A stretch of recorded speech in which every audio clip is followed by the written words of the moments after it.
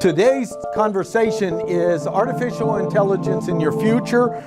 The thing that's amazing is really starting to notice that the water's rising all over us, that machine learning and AI is infusing into every aspect of our lives, and to not notice this will put you at a huge disadvantage in your future because it's everywhere. And then how to capitalize it, and we're also going to address how do you deal with graduating into a world where there's a race to remove jobs and there are new opportunities as well. So I want you to walk away with some real world tools that will help you in being sustainable in a career.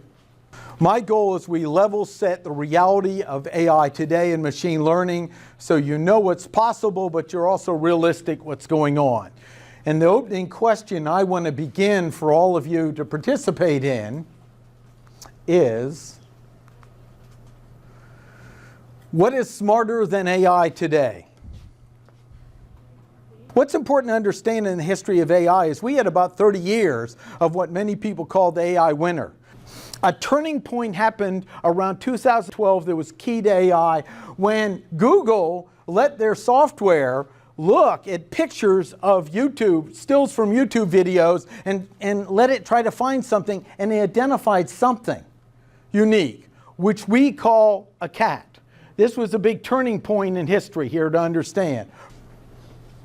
Then let's talk about some of the big breakthroughs that occurred in machine learning and what made it possible around 2013 that we see the explosion that's occurring today. So one of the big ones is more powerful distribution of GPU. Who knows what these are? Someone in here likes gaming and should know this. Yes, sir. What is it? It's your graphics card. Right. The gaming graphics card that so many young people like using, right? And what it offered is an ability to do matrix multiplication and other things that was optimum for the type of algorithms that they found would be useful. The development of the algorithms that could do parallel processing, we'll talk about that, called virtual neural nets.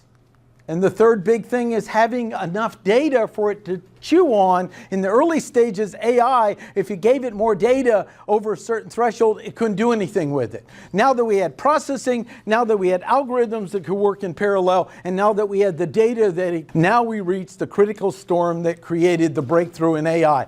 Understand, this took about 20 or 30 years to get here. So I'm saying it doesn't guarantee that will occur later. The business opportunity to me is the next 5 years, capitalizing on this, and then we'll either have a jump or we might have another 20 years before progress occurs.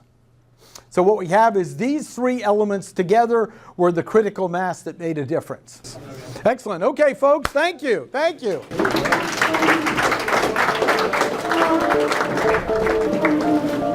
Great.